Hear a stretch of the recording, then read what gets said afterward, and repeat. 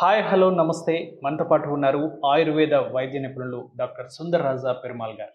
నమస్తే సార్. నమస్తే అండి. సార్ మనం ఇప్పుడు హెడేక్ గురించి చర్చించుకుంటే ఇది కామన్ ప్రాబ్లం అయిపోయింది సార్. చాలా మందిలో హెడేక్ సమస్య అనేది వస్తూనే ఉంది.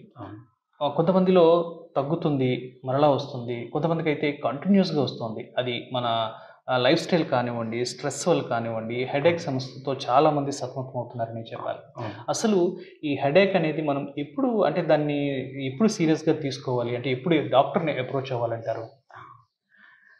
ఈ హెడేక్లో 2 క్లాసిఫికేషన్స్ ఉన్నాయండి. ప్రైమరీ హెడేక్ అంటారు, అలాగే సెకండరీ హెడేక్ అంటారు. ప్రైమరీ హెడేక్ ఒక మేజర్ రీజన్ ఏముండదు. నర్వ్స్లో కెమికల్స్ వల్ల కొన్ని మార్పులు రావడం వల్ల వచ్చేటువంటి హెడేక్స్ని ప్రైమరీ హెడేక్ అంటారు. ఫర్ ఎగ్జాంపుల్ మైగ్రేన్ హెడేక్ కావచ్చు, టెన్షన్ హెడేక్ కావచ్చు, క్లస్టర్ హెడేక్ కావచ్చు, వీటన్నిటిని కూడా ప్రైమరీ హెడేక్స్ అంటారు. అయితే వేరే ఇంకేదో కారణం వల్ల ఈ హెడేక్ అనేది ఒక సిమ్టమ్గా వచ్చేదాన్ని సెకండరీ హెడేక్ అంటారు.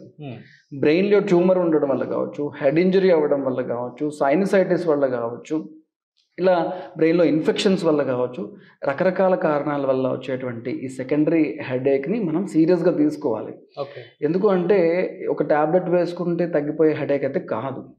ముఖ్యంగా ఈ సెకండరీ హెడేక్ వచ్చిన వాళ్ళకి కొన్ని అదర్ సిమ్టమ్స్ ఉంటాయి. ఇవి కనుక మీరు గమనిస్తే, అంటే హెడేక్ ఎట్లాంటి హెడేక్ అంటే మీరు జీవితంలో ఎప్పుడూ ఎక్స్పీరియన్స్ చేయనంతటువంటి భయంకరమైన హెడేక్ కంటిన్యూస్గా వస్తోంది, లేదా కంటిన్యూస్గా హెడేక్తో పాటు వామిటింగ్స్ కూడా అవుతున్నాయి, లేదా ఒక సైడ్ అంతా కూడా వీక్నెస్ వచ్చేసింది, లేదా ఒక సైడ్ అంతా కూడా తిమ్మిరి వచ్చేసింది, లేదా ఆ హెడేక్ భరించలేక అన్కాన్షియస్గా అయిపోయారు, లేదా హెడేక్తో పాటు ఫిట్స్ కూడా వస్తున్నాయి. ఇలాంటి లక్షణాలు ఉంటే గనక ఇమ్మీడియట్గా వైద్యుని దగ్గరికి వెళ్ళాలి. ఎందుకంటే లోపల ఉన్నటువంటి ఇంటర్నల్ ప్రాబ్లమ్ని డయాగ్నోస్ చేసి దానికి ట్రీట్మెంట్ చేయకపోతే ఈ హెడేక్ తగ్గకపోవడమే కాకుండా ఆ ప్రమాదం ముదిరే అవకాశం కూడా ఉన్నది. అయితే ఇది సెకండరీ హెడేక్. కానీ అతి సామాన్యంగా వచ్చేటువంటి ప్రైమరీ హెడేక్తోనే జనాలు ఎక్కువగా ఇబ్బంది పడుతుంటారు. సో అది మైగ్రేన్ హెడేక్ కావచ్చు, టెన్షన్ హెడేక్ కావచ్చు. ఇది మీరు ఇందాక అన్నటువంటి లైఫ్ స్టైల్ డిస్టర్బెన్సెస్ వల్ల సమయానికి తినకపోవడం, సమయానికి పడుకోకపోవడం, సమయానికి లేవకపోవడం, శారీరక శ్రమ చేయకపోవడం, మానసిక ఒత్తిడి, భయము, ఆందోళన, టెన్షన్, ఇరిటేషన్, కోపం, mental stress, pollution, hormonal imbalances, unhealthy food, ఇలాంటి రకరకాల కారణాల వలన ఈ ప్రైమరీ హెడేక్ అనేది వచ్చే అవకాశం ఉన్నది.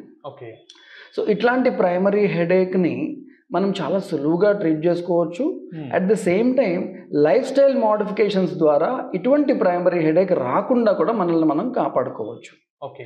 ఫర్ ఎగ్జాంపుల్ రెగ్యులర్గా ప్రాణాయామం చేయడము, రెగ్యులర్గా ఎక్సర్సైజ్ చేయడము, రెగ్యులర్గా టైంకి ఆహారం తీసుకోవడము, హెల్తీ ఫుడ్ తీసుకోవడము, టైంకి పడుకోవడం. నిద్రలేమి వల్ల చాలామందికి ఈ హెడేక్ వస్తుంటుంది. చాలామందికి ఎసిడిటీ, కడుపులో మంట అది ఉండడం వల్ల అది హెడేక్ రూపంలో బయటపడుతుంటుంది అన్నమాట. సో ఇలాంటివన్నీ కూడా మనం సింపుల్ లైఫ్ స్టైల్ మోడిఫికేషన్స్ ద్వారా మంచి ఫుడ్ తింటూ, సమయానికి తింటూ, సమయానికి పడుకుంటూ, ప్రాణాయామం, మెడిటేషన్ చేస్తూ, ఇలాంటి వాటి ద్వారా మనం కరెక్ట్ చేసుకోవచ్చు.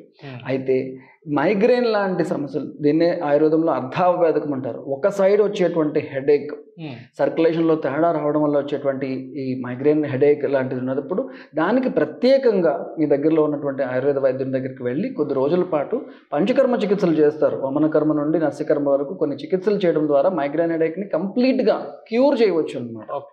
అలాగే సైనసైటిస్ వల్ల వచ్చేటువంటి హెడేక్, మనకి సైనస్లు ఉంటాయి, ఈ ఫేస్లో కొన్ని గాలి ఉండేటువంటి ఛాంబర్స్ లాంటివి ఉంటాయన్నమాట. దానివల్ల మన వాయిస్ సరిగ్గా వస్తుందన్నమాట, వైబ్రేట్ అవుతుంది.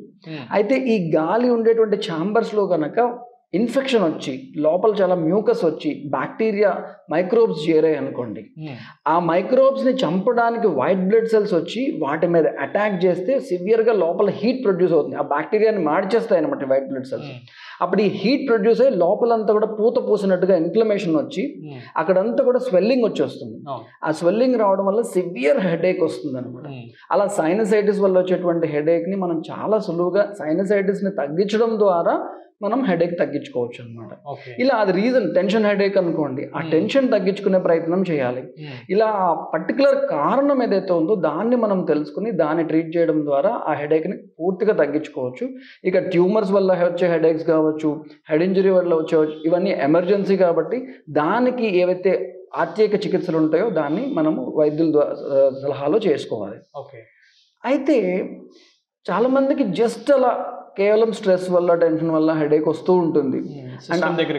సిస్టమ్ దగ్గర ఎక్కువ కూర్చోవడం కావచ్చు, లేకపోతే ఈ షిఫ్ట్ డ్యూటీస్ వల్ల కావచ్చు, ఐసైట్ వల్ల కావచ్చు, ఇలా రకరకాల కారణాల వల్ల హెడేక్ వస్తుంటుంది. ఆ టైంలో ఒక పెయిన్ కిల్లర్ వేసుకుంటే కానీ హెడేక్ తగ్గని పరిస్థితి ఉంటుంది. అలాంటి పరిస్థితుల్లో పెయిన్ కిల్లర్ బదులు మనం చాలా సులువుగా ఇంట్లోనే తయారు చేసుకుని ఒక 5 నిమిషాల్లో తయారు చేసుకుని అప్లై చేసుకుంటే ఇన్స్టెంట్గా హెడేక్ నుంచి రిలీఫ్ వచ్చేటువంటి న్యాచురల్ ప్రత్యామ్నాయం గృహ వైద్యం ఉంటే ఈ కెమికల్స్ ఉన్నటువంటి పెయిన్ కిల్లర్స్ని అవాయిడ్ చేయగలుగుతాం. సో అటువంటి లేపం ఎట్లా తయారు చేసుకోవాలో ఇవాళ తెలుసుకుందాం. ఓకే. అంటే ఈ టాబ్లెట్స్కి దాని మీద డిపెండ్ అవ్వకుండా మనం ఆల్టర్నేటివ్గా ఇంట్లోనే అంటే ఎటువంటి సైడ్ ఎఫెక్ట్స్ లేని న్యాచురల్ ఇంగ్రీడియంట్స్తో మనం ఒక లేపం అనేది తయారు చేసుకోవచ్చు అంటారు. అవును. ఓకే.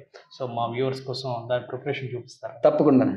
విపరీతమైన హెడేక్ ఉన్నప్పుడు పెయిన్ కిల్లర్ అవసరం లేకుండా నొప్పిని తగ్గించడానికి వాడుకునేటువంటి అద్భుతమైనటువంటి ఈ హరిద్ర నాగర లేపం. హరిద్ర అంటే పసుపు, నాగర లేదా శొంఠి అంటే ఈ అల్లంని ఎండబెట్టిన శొంఠి ఏదైతే ఉన్నదో ఈ రెండిటితోటి, ఈ రెండు మన ఇంట్లో ఉండేవి. శొంఠి మన ఇంట్లో ఉంటుంది, పసుపు మన ఇంట్లో ఉంటుంది, అలాగే పాలు మన ఇంట్లో ఉంటాయి. సో దీంతో మనం లేపం ఎట్లా తయారు చేసుకోవాలి, అది ఎట్లా అప్లై చేసుకోవాలో చూద్దాం. సో ఈ శొంఠి పొడి అద్భుతమైన పెయిన్ కిల్లర్గా ఇంటర్నల్గా వాడినా కూడా, శరీరం లోపలికి తీసుకున్నా కూడా పెయిన్ కిల్లర్గా పనిచేస్తుంది. అట్లాగే ఎక్స్టర్నల్ అప్లికేషన్ ఎక్కడైతే స్వెల్లింగ్ ఉంటుందో, పెయిన్ ఉంటుందో ఇమ్మీడియట్గా ఆ పెయిన్ని, స్వెల్లింగ్ని తగ్గించడానికి పనిచేస్తుంది. అలాగే ఈ పసుపుకి ఎన్నో అద్భుతమైనటువంటి ఔషధ గుణాలు ఉన్నాయి. అందులో ఒకటి పెయిన్ తగ్గించేటువంటి గుణము. సో ఈ రెండింటిని మనము ఈ లేపం తయారు చేయడానికి వాడతాము. ఈ శొంఠిని ఇట్లా చక్కగా మెత్తటి పొడిగా చేసుకుంటాము, లేదా శొంఠి పొడి మార్కెట్లో కూడా దొరుకుతుంది, మెత్తటి పౌడరు. అలాగే పసుపుని కూడా కొమ్ములు ఆడించుకోవడం బెటర్, ఎందుకంటే మార్కెట్లో దొరికే పసుపులో రకరకాలైన కెమికల్స్, కలర్స్ కలుపుతున్నారు. న్యాచురల్గా మనము ఈ పసుపు కొమ్ములు తెచ్చుకొని ఆడించుకొని ఇలా పౌడర్ చేసుకుంటాం. సో ఈ ఆడించినటువంటి ఈ పసుపు అలాగే శొంఠి ఈ రెండింటిని మనం పాలలో మిక్స్ చేసి దీన్ని మరిగించి పేస్ట్ లాగా తయారు చేస్తాం. అది ఎట్లా చేయాలో ఇప్పుడు చూద్దాం. సో ఈ నాగర హరిద్ర లేపం తయారు చేసుకోవడం కోసం మనం ఫస్ట్ పాలు తీసుకుంటాము. పాలను వేడి చేస్తున్న సమయంలోనే పసుపు కొద్దిగా తీసుకుంటాము, 1 చెంచాడు. అలాగే నాగర లేదా శొంఠి పొడి అది కూడా 1 చెంచాడు తీసుకుంటాం. ఈ రెండింటిని చక్కగా పాలలో మిక్స్ చేస్తూ కింద నుంచి మంట ద్వారా మరిగించే ప్రయత్నం చేస్తాం. ఇలా పాలు వేయడం వల్ల ఉపయోగం ఏంటి అంటే ఇది ఒక చక్కటి పేస్ట్ లాగా తయారవుతుంది. స్టిక్కీగా చర్మానికి అతుక్కోవడానికి ఈ పాలు చాలా హెల్ప్ చేస్తుంది. ఇక ఈ నాగర అండ్ హరిద్రాలో ఉండేటువంటి ఔషధ గుణాలు పాలల్లో మరిగించడం ద్వారా మరింత స్ట్రాంగ్గా పనిచేయడానికి అవకాశం ఉన్నది. సో ఇది కాసేపు ఉడికిన తర్వాత ఒక 2 నిమిషాలు పొయ్యి మీద మరిగితే దగ్గరగా చిక్కగా అయిపోతుంది, ఒక లేపం లాగా తయారవుతుంది. ఆ లేపాన్ని వేడివేడిగా ఉంటుండగానే ఈ సివియర్ హెడేక్ వచ్చినప్పుడు ఆ పెయిన్ రిలీఫ్ కోసం అని చెప్పి నుదురు పైన ఒక పట్టిలాగా వేసుకుంటాం. ఆ మరిగించినటువంటి ఆ లేపం ఇట్లా చిక్కటి కన్సిస్టెన్సీలోకి వచ్చిన తర్వాత దీన్ని మనము పేస్ట్ లాగా నుదుటి పైన అప్లై చేయడానికి వాడుకుంటాం.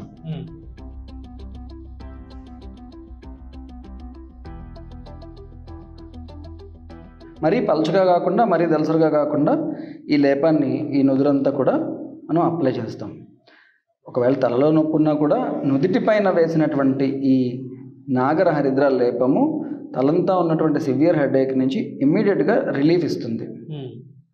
కొంతమందికి ఈ సైనస్ల వల్ల స్వెల్లింగ్ కూడా బాగా వస్తుంది, ఆ స్వెల్లింగ్ని కూడా తగ్గిస్తుంది.